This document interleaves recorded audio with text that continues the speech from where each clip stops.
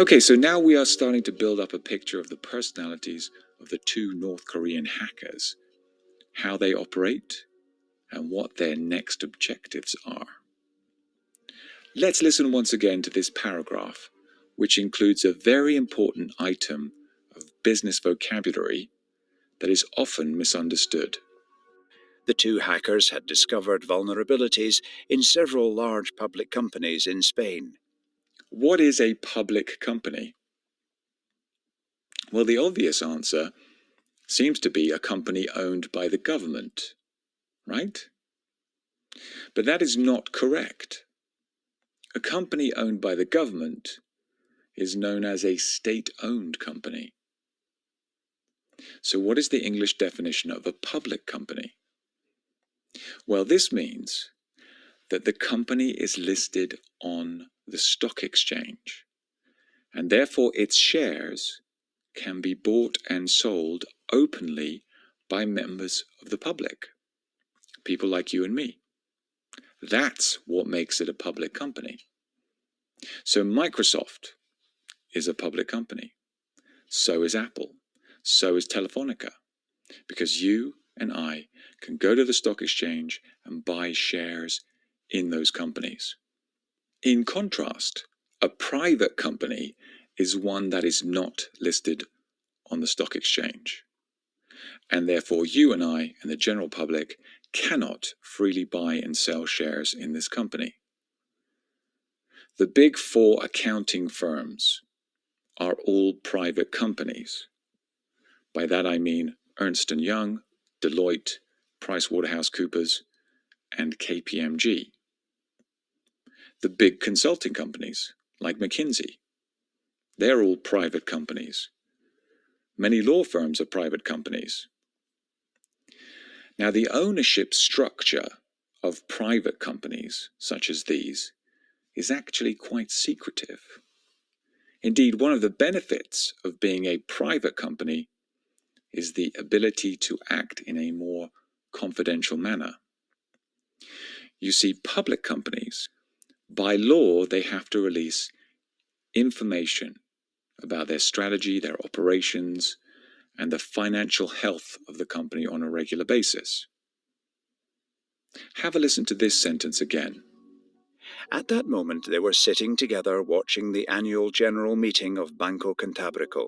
So one of the things a public company is obliged to do is organize an annual general meeting, an AGM, to which all of its shareholders are invited. And then anyone can ask the management a question. Another thing a public company has to do is produce an annual report, along with quarterly financial statements that are available to the public. So on the positive side, public companies have relatively easy access to capital. They can raise a lot of money through share issuance and bond issuance in the open markets. On the negative side, public companies face more scrutiny and regulation than private companies. Okay, let's move on to the next interesting topic. Have a listen to these sentences again. Park listened carefully as Nuria Nueno, the head of Banco Cantabrico, presented the results of the company and talked about their plans for future growth. It was the first time he had listened to a woman chairing a company's annual general meeting. Let's talk about gender issues in public companies. Is it unusual to have a woman as the president, the CEO, or the leader of a public company? Let's analyze the statistics. So when we look at universities, we see women outperforming men. For example, in the UK, 56% of bachelor degrees are awarded to women, and 60% of master's degrees are awarded to women. However, when we look at leadership roles within public companies, we see women dramatically underperform men. For example, in the top 100 public companies in the United Kingdom, there are only 8 CEOs who are women. And for a long time, there were more men called Steve running the top companies in the UK than there were women. So what happens between university and the boardroom? Where do all these women go? For an excellent analysis of the issues underlying the gender inequality in senior positions of public companies, you should read a book called Lean In. It's written by Sheryl Sandberg. She is the COO of Facebook and the mentor of Mark Zuckerberg. And in her book, she provides a clear and convincing reason for the disparities in these numbers. She also suggests some practical solutions at an individual and a corporate level. So it is well worth a read. Okay, let's look at something a little bit simpler now. Have a listen to this sentence again. It was also the most successful mortgage provider in the region and therefore had a treasure trove of priceless data. Mortgage. That's a word that a lot of people mispronounce. It's spelled M-O-R-T-G-A-G-E.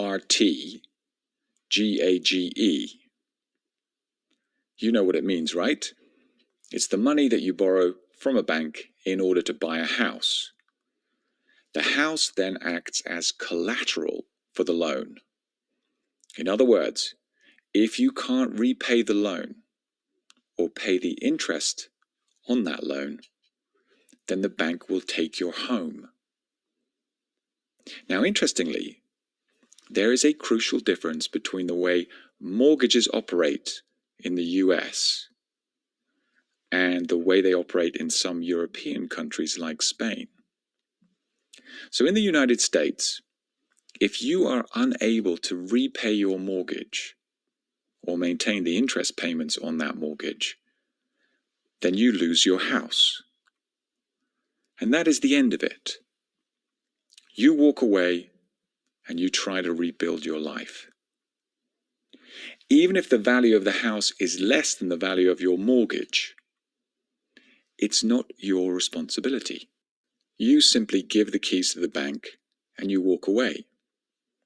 And if there are any further losses, then the bank has to eat them. Now, this is not the case in Spain. So if you are unable to repay your mortgage in Spain, then you lose your house. But that is not the end of it. You do not walk away. You do not rebuild your life. If the value of your house is less than the value of your mortgage, you still have to pay the difference. So after the bank has taken your house, they take your car, they take part of your salary, then they take your children, your dog, your cat, and eventually they take your goldfish. It's absolutely brutal. Now, before I offend any of the listeners of this podcast who work at Spanish commercial banks, let's move on to the next exercise. We are going to do a pronunciation exercise that is related to finance. So here are 5 words that you would use in any kind of financial conversation, and they are commonly mispronounced. Here they are: mortgage, interest, debt, loan, and bankruptcy. So let's start with mortgage. Repeat: mortgage. First of all, the T is completely silent. Imagine it's not there. And secondly, the last syllable is very short. Guj. So let's put those two things together. Mortgage. Okay, the next word that is commonly mispronounced is the word interest. Now, I think that most native English speakers would pronounce this word with 2 syllables. Some of them might pronounce it with 3 syllables, interest, but most of us just pronounce it with 2 syllables. Interest. Okay, the third word is loan, L-O-A-N. Make sure that you are not pronouncing that word phonetically. It is not loan, it's loan. The fourth word is debt. It does have a B in it. I'm not exactly sure why it has a B in it, because that B is completely silent. We do not say debt, we just say debt. And finally, bankruptcy. Repeat after me, bankruptcy. Once again, there's a silent T in there at the end. It is not bankruptcy, it's just bankruptcy. So there you go, 5 very important words. If you're having a discussion about finance, make sure that you are pronouncing each of those correctly. Right, we've reached the final exercise of today. It's a good one. It's interactive. Have a listen to these sentences again. Have you observed any anomalies? No, sir. Have you crashed any systems? No, sir. Have you concluded any infiltrations? No, sir. Observed, crashed, concluded. These are 3 regular past participles of the present perfect, and they're all written with an ed at the end. But that ed is pronounced in 3 different and distinctive ways. Observed with a d sound, crashed with a t sound, and concluded with an id sound. Native English speakers instinctively know which pronunciation to use, because they learn the language first by listening and then by reading. Non-native English speakers can get quite confused because they often learn the language first through reading and then through listening. So let's see if you know how to differentiate between the d, the t, and the id sound. We're going to play a little game. I will tell you to observe the anomalies, and you will say out loud, I've already observed the anomalies. You will turn my imperative into a sentence using the present perfect. I will tell you to crash the system, and you will say, I've already crashed the system. You got it? I will tell you to do something, and you will tell me that you've already done it. Okay, here we go, 6 more. Explain the problem.